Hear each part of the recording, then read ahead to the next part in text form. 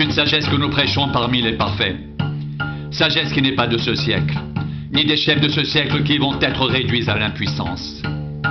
Nous prêchons la sagesse de Dieu mystérieuse et cachée, que Dieu avant les siècles avait prédestinée pour notre gloire, sagesse qu'aucun des chefs de ce siècle n'a connue, car s'il l'avait connue, il n'aurait pas crucifié le Seigneur de gloire.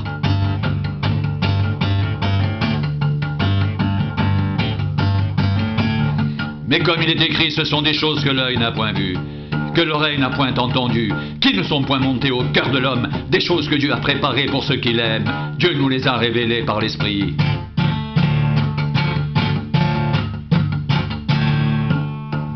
Car l'Esprit sont de tout, même les profondeurs de Dieu. Qui donc parmi les hommes connaît les choses de l'homme, si ce n'est l'Esprit de l'homme qui est en lui?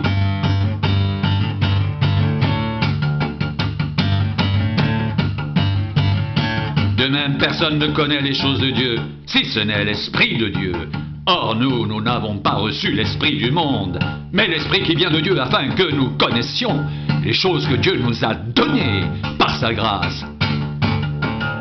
Et nous en parlons non avec des discours qu'enseigne la sagesse humaine, mais avec ceux qu'enseigne l'Esprit, employant un langage spirituel pour les choses spirituelles.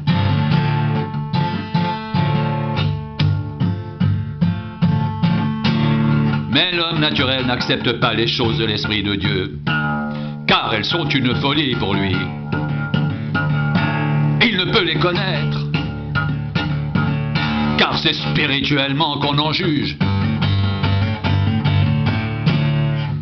L'homme spirituel, au contraire, juge de tout, et il n'est lui-même jugé par personne, car qui a connu la pensée du Seigneur pour l'instruire? Or nous avons la pensée de Christ. L'homme spirituel, au contraire, juge de tout, et il n'est lui-même jugé par personne, car qui a connu la pensée du Seigneur pour l'instruire? Or nous avons la pensée de Christ. Pour moi, frère, lorsque je suis allé chez vous,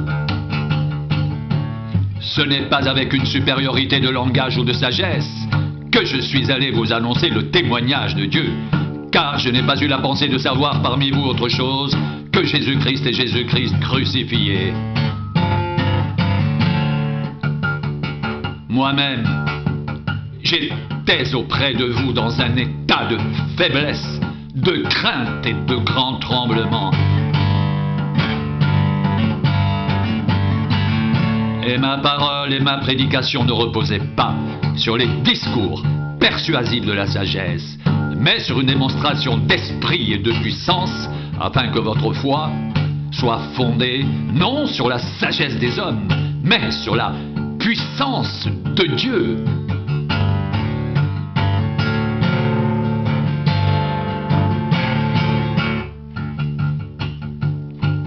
Ma parole et ma prédication ne reposaient pas sur les discours persuasifs de la sagesse, mais sur une démonstration d'esprit et de puissance, afin que votre foi soit fondée non sur la sagesse des hommes, mais sur la puissance de Dieu.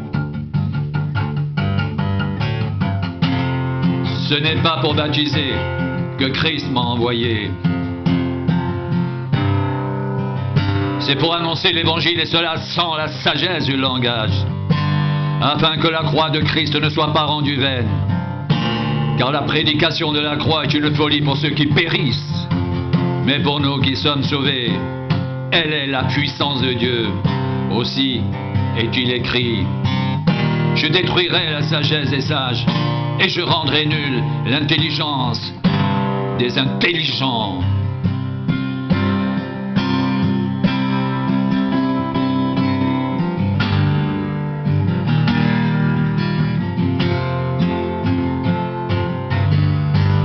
Où est le sage, où est le scribe, où est le raisonneur de ce siècle?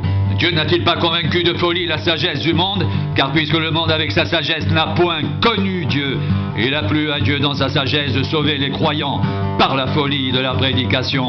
Les Juifs demandent des miracles et les Grecs cherchent la sagesse. Nous prêchons Christ crucifié, scandale pour les Juifs et folie pour les païens, mais puissance de Dieu et sagesse de Dieu, pour ceux qui sont appelés tant juifs que grecs.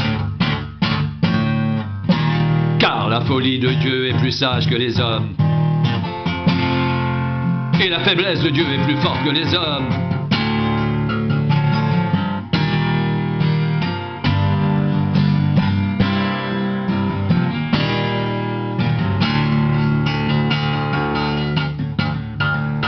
Considérez, frères, que parmi vous qui avez été appelés, il n'y a ni beaucoup de sages selon la chair, ni beaucoup de puissants, ni beaucoup de nobles, mais Dieu a choisi les choses folles du monde pour confondre les sages. Dieu a choisi les choses faibles du monde pour confondre les fortes. Et Dieu a choisi les choses viles du monde et celles qu'on méprise, celles qui ne sont point, pour réduire à néant celles qui sont, afin que personne ne se glorifie devant Dieu. Or, c'est par lui que vous êtes en Jésus-Christ, qui par la volonté de Dieu a été fait pour nous sagesse, justice, sanctification et rédemption, afin, comme il est écrit, que celui qui se glorifie dans le Seigneur.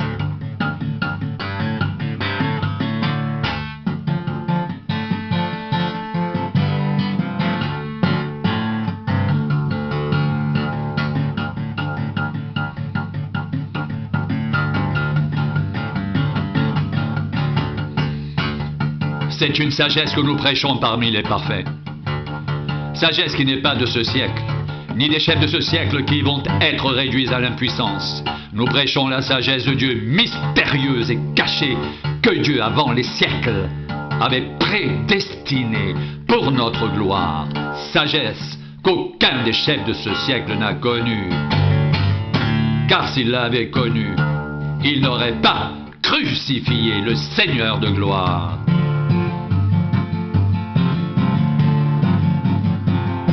Mais comme il est écrit, ce sont des choses que l'œil n'a point vues, que l'oreille n'a point entendues, qui ne sont point montées au cœur de l'homme. Des choses que Dieu a préparées pour ceux qui l'aiment.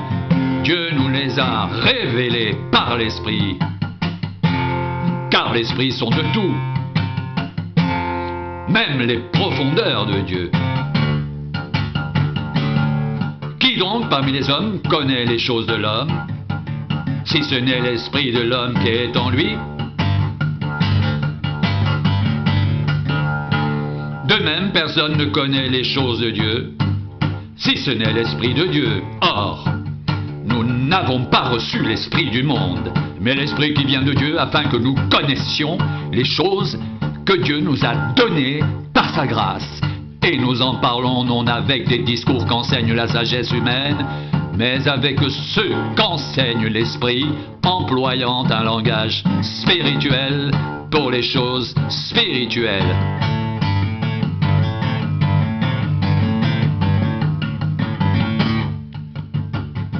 Mais l'homme naturel n'accepte pas les choses de l'Esprit de Dieu, car elles sont une folie pour lui. Il ne peut les comprendre. Il ne peut les connaître, parce que c'est spirituellement qu'on en juge. L'homme spirituel, au contraire, juge de tout. Il n'est lui-même jugé par personne, car qui a connu la pensée du Seigneur pour l'instruire? Or nous avons la pensée de Christ. Mais l'homme naturel n'accepte pas les choses de l'Esprit de Dieu, car elles sont une folie pour lui. Et il ne peut les connaître, parce que c'est spirituellement qu'on en juge. L'homme spirituel, au contraire, juge de tout, et il n'est lui-même jugé par personne.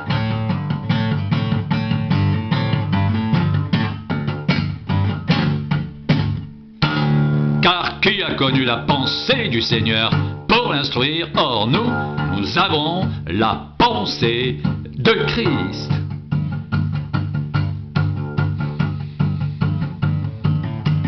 Pour moi, frère, lorsque je suis allé chez vous, ce n'est pas avec une supériorité de langage ou de sagesse que je suis allé vous annoncer le témoignage de Dieu.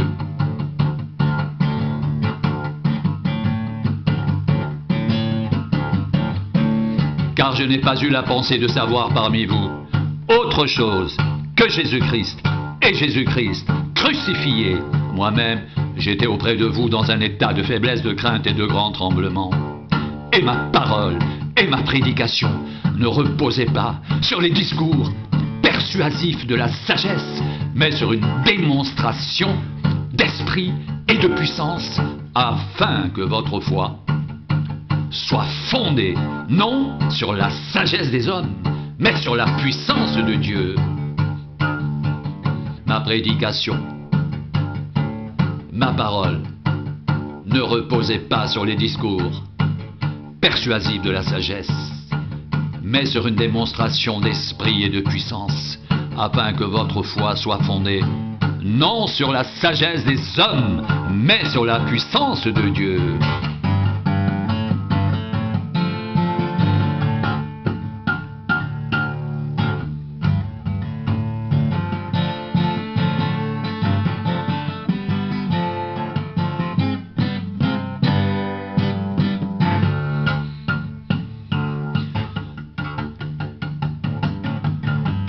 Ce n'est pas pour baptiser que Christ m'a envoyé. C'est pour annoncer l'Évangile, et cela sans la sagesse du langage, afin que la croix de Christ ne soit pas rendue vaine, car la prédication de la croix est une folie pour ceux qui périssent, mais pour nous qui sommes sauvés, elle est la puissance de Dieu. Aussi est-il écrit: je détruirai la sagesse des sages, je rendrai nulle l'intelligence des intelligents. Où est le sage? Où est le scribe? Où est le raisonneur de ce siècle?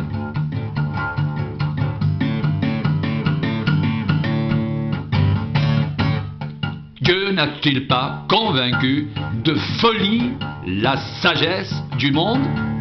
Car puisque le monde avec sa sagesse n'a point connu Dieu, il a plu à Dieu dans sa sagesse de sauver les croyants par la folie de la prédication. Les Juifs demandent des miracles et les Grecs cherchent la sagesse. Nous prêchons Christ crucifié, scandale pour les Juifs, folie pour les païens, mais puissance de Dieu et sagesse de Dieu pour ceux qui sont appelés tant juifs que grecs, car la folie de Dieu est plus sage que les hommes, et la faiblesse de Dieu est plus forte que les hommes. Considérez, frères, que parmi vous qui avez été appelés, il n'y a ni beaucoup de sages selon la chair, ni beaucoup de puissants, ni beaucoup de nobles. Mais Dieu a choisi les choses folles du monde pour confondre les sages. Dieu a choisi les choses faibles du monde pour confondre les fortes.